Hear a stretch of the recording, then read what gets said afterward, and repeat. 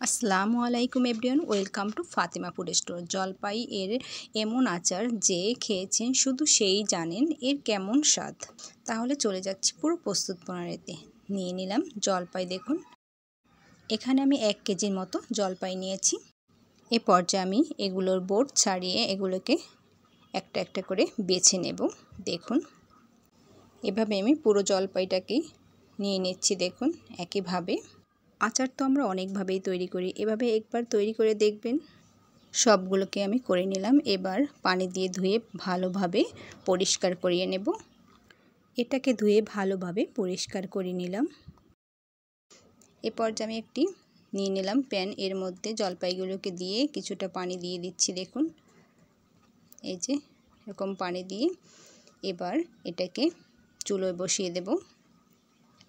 চুলোয় বসিয়ে দিলাম। দেখুন এটাকে সিদ্ধ করার জন্য কিছুটা সময় নিয়ে সিদ্ধ করে নেব। চাইলে আপনারা এটাকে ঢাকনা দিয়ে ঢেকে তাড়াতাড়ি সিদ্ধ করে নিতে পারেন। দেখুন এটা সিদ্ধ হয়ে এসেছে প্রায়। মাঝে আমি নেড়ে দিয়েছি। দেখুন এবার জলপাইগুলো চেক করে নিচ্ছি যে পারফেক্টলি সিদ্ধ হয়েছে কিনা।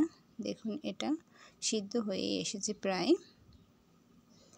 এই যে এবার আমি এটাকে চুলো থেকে নামিয়ে নেব।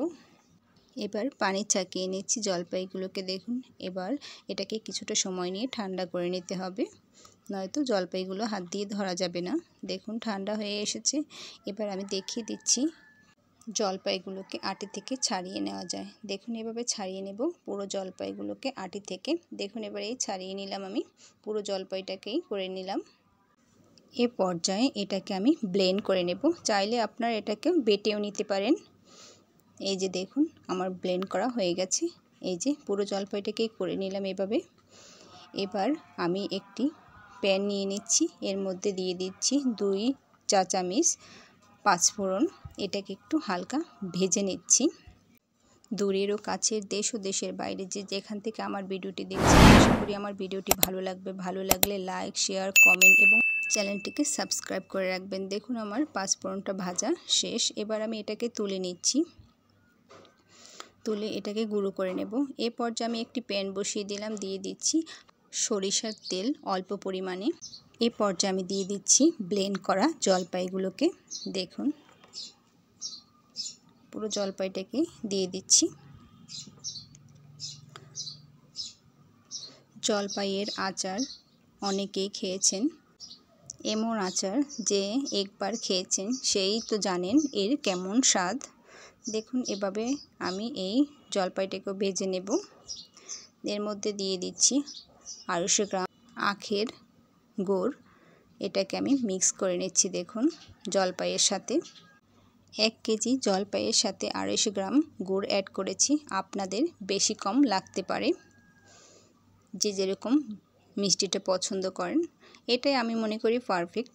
দিয়ে দিচ্ছি 1 টিস্পুন লবণ। এটাকেও মিক্স করে নিচ্ছি। আমার এই ভিডিওটি যারা ফেসবুক পেজ থেকে দেখছেন, লাইক, শেয়ার এবং ফলো দিয়ে রাখেননি এখনও, তারা লাইক এবং ফলো দিয়ে রাখবেন। এতে করে আমি যখনই ভিডিও আপলোড করব সবার আগেই পৌঁছে দেবে আপনার কাছে। দেখুন এটাকে আমি মিক্স করে নিচ্ছি। চুলার ফ্লেমটা অবশ্যই মিডিয়ামে রেখে এটাকে করে নিচ্ছি আমি। দেখুন এই পর্যায়ে আর একটু লবণ অ্যাড করতেছি আমি, 1/2 টিস্পুন। আরও দিয়ে দিচ্ছি 1 টিস্পুন লাল মরিচের গুঁড়া। এটাকেও নেড়ে মিক্স করে নিচ্ছি। দেখুন এভাবে কিছুটা সময় নিয়ে এটাকে জাল করে নিতে হবে।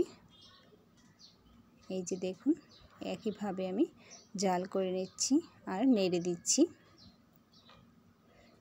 এটা একটু সময় নিয়ে করতে হবে। জাল করতে করতে এটা প্যান থেকে উঠে উঠে আসবে। এ সময় বুঝতে হবে এটা পারফেক্ট হয়ে এসেছে। দেখুন এভাবে আমি জাল করে নিচ্ছি। দেখুন এই যে এ পর্যায়ে আমি দিয়ে দিচ্ছি 1 টিস্পুন পাঁচফোড়নের গুঁড়া। এই যে মিক্স করে নিচ্ছি এটাকেও আমি। দেখুন এটা আমার প্রায় হয়ে এসেছে। দেখুন এটা প্যান থেকে ছেড়ে ছেড়ে আসছে। এটা আমার পারফেক্ট হয়ে গেছে। এবার চুলো থেকে তুলে নেব। নিয়ে একটি প্লেটে ঢেলে নিচ্ছি। ঠান্ডা করে নিয়েছি অবশ্যই। তারপর আমি প্লেটে ঢেলে নিচ্ছি। এই যে এবার আমি একটু একটু চামচ দিয়ে তুলে দেখুন হাতে নিয়ে নিচ্ছি। এটাকে গোল গোল করে নাড়ুর মতো করে নিচ্ছি। দেখুন জলপাইয়ের নাড়ু। দেখুন একইভাবে আমি এগুলো পুরোটাকেই করে নেব। আরও একটি দেখিয়ে দিচ্ছি আপনাদের সুবিধার জন্য। হাতে নিয়ে এভাবে ঘুরিয়ে ঘুরিয়ে একটি নাড়ুর মতো করে নেব। দেখুন এটাও আমার রেডি। একইভাবে আমি পুরো জলপাইয়ের নাড়ুগুলো তৈরি করে নেব। দেখতে থাকুন।